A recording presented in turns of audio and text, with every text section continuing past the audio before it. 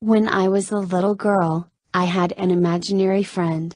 His name was Baby and he was smaller than a piece of dust, so small that I was the only one who could see him.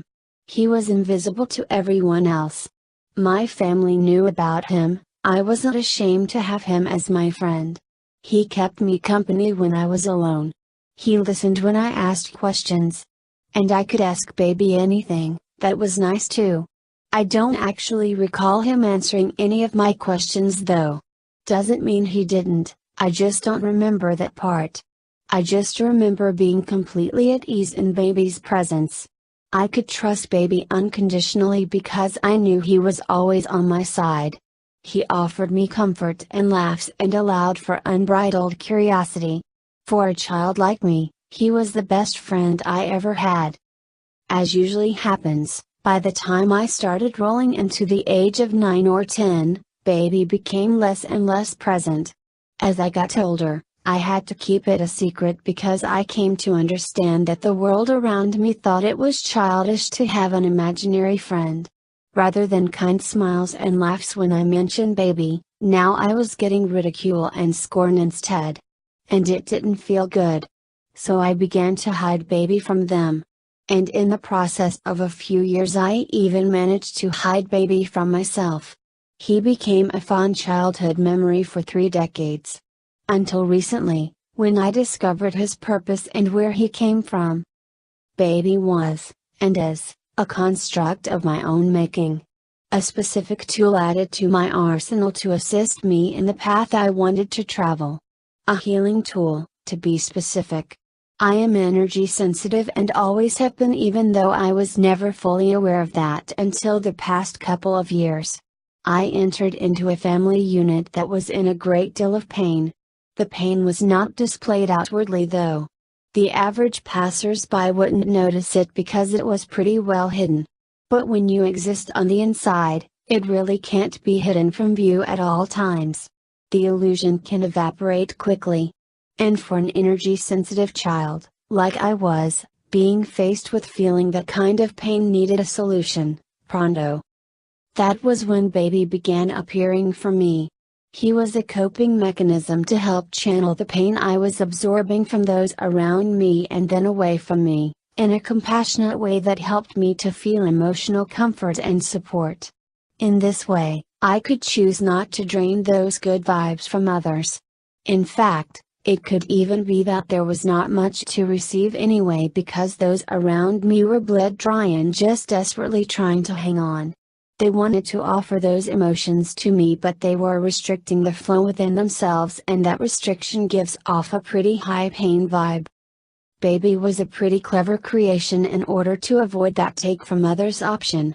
I can absorb their pain, help them feel a little better in the process, and then channel it away through my relationship with Baby.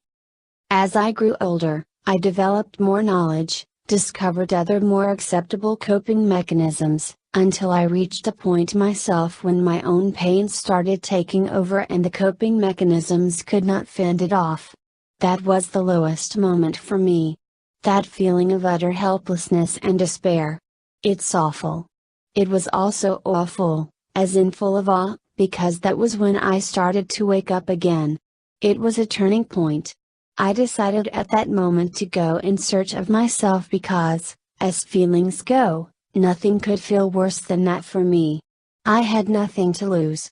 At the time, I was also quite terrified that perhaps there was nothing to gain either, but I gave myself permission to at least give it a shot. Why not?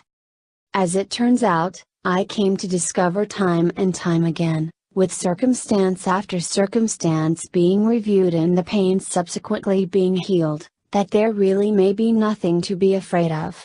Unless you believe there is. I'm not saying I believe that 100%, even now, but I am saying that the preponderance of evidence associated with my own, personal awakening points to this being true. And that's pretty profound. It's a much larger and expansive position to come from in terms of interpreting observations of what's going on around us. The realization can actually spawn some serious vertigo and head spins if you aren't prepared. But it won't kill you unless you believe it can. And that part is up to us, as individuals, to decide. All I know for certain is that I still exist. That's all any of us can really say for certain. I also know that baby still exists. Perhaps not in this particular moment in time-space, but certainly at a place in time that I have intimate access to in my mind and my heart. I can shut my eyes and remember vividly how I felt as a child. I can almost feel as if I am peeking into that particular frame of my own life trauma. Therefore, if baby existed then, baby exists now too, because baby is me. Whether my future self created him or my higher self or my multidimensional self or my inner Christ consciousness self or my DNA self, none of that matters. Baby is still with me, although now I like to say her for some reason and I don't call her baby.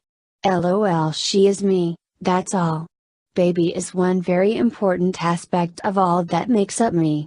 She is my intuition. I recently began to accept this connection more deeply and began actively integrating my intuition and intellect back together. Knowing they are not two separate things but simply two parts to a greater whole made this much easier to do on a personal level. I am beginning to understand more complex concepts that previously eluded my intellect alone, like time itself. Consciousness is the real creative force, not the manifestation that comes afterwards. When we observe the world around us with our physical senses, we are not witness to what it is, we are simply witness to what it was. We can directly observe what kind of energy was the creative driving force for that world we see in the moment. If the world appears to be not what we would expect, then we can say with certainty that those expectations should be reviewed and underlying belief structures analyzed, particularly if those observations cause us fear and discomfort. That's your sign to go inward and heal something so you can realign yourself to a world that is more to your energetic preference. The creative energy driving our future is within each of us. To heal the world, we must first heal ourselves. Only then can we truly understand how to help others do the same while accepting and allowing that we cannot do it for them. Our flowers bloom from the inside out. Once that perspective is realized, we can slowly begin to imagine a better world and truly begin to create it without knowing what it will look like. That's part of the fun. The future is never truly set, it is always just a potential. In my lifetime, those potentials felt like they were teetering on a fence. It could go either way. Fear was certainly running the show from an energy driver perspective. My personal observations of this were derived partly because it takes time for the mass consciousness of a planet with billions of individual consciousnesses to come together and form a consensus for our future, so I couldn't really see it from a broader perspective like I do now. It controlled me, not the other way around. And that happened because I didn't understand the illusory, reflective nature of it all. I wasn't aware of the creative power within myself that we all have access to. If you're breathing, it's there. It might be hard to find, but it's there somewhere. I forgot all of the lessons I learned as a child with the help of my imaginary friend. I created baby as a coping mechanism, and looking back, I'm literally amazed at how brilliant that was. My intuition is clearly on the ball and always acts in my greatest interests, far beyond what my physical mind can comprehend. It has been my intellect and an unwillingness to change, driven by fear, that created the misalignment over a 30-year time frame. Now that things are lining up again, the future has become a sea of possibilities, and I can even see many of the paths ahead and even feel their potentials. The truly profound shift has not only been the realization that the future is opening up, but I can also see that the past can be healed as well. As I shine my light backward to explore the path I have trod, I can go back to previous versions of myself and be grateful for them and for the experiences they had, both painful as well as joyous. I can send love and support across space-time to other versions of myself and feel the healing ripple up through time and impact me in the now, because energy is timeless, it is thought, It is faster than the speed of light because it is light. Baby is a conduit through space-time that can be used to communicate with my younger self. It is even possible for this me to speak through my younger me to offer healing to those around me when I was a child.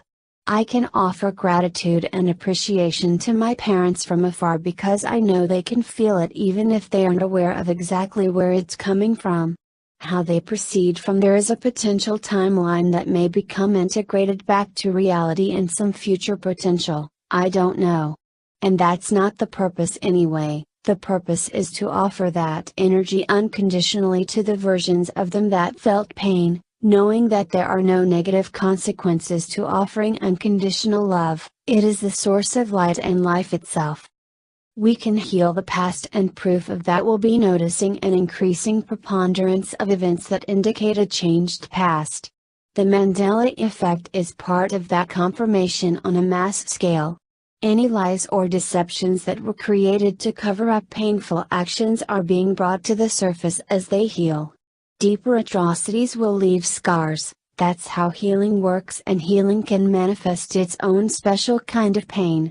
I believe many of us are feeling that now with seemingly strange illnesses, bizarre occurrences, political theatrics, unexplained events, near misses, etc. All of these things are merely proof that we, as a whole, are on the mend. If you are feeling pain and confusion in your life, know that you are loved, that you will make it through. If you are listening to this right now, that's all the proof you need that you are on the mend. This is my blessing for you because I know you even though I don't know your name. Also, if you had an imaginary friend, like I did, send them love. Be grateful that you were able to create them to help you to be here today. You've made it. Take the time to heal up, you've earned it. The future is bright, it's time to toss the shades. Smile.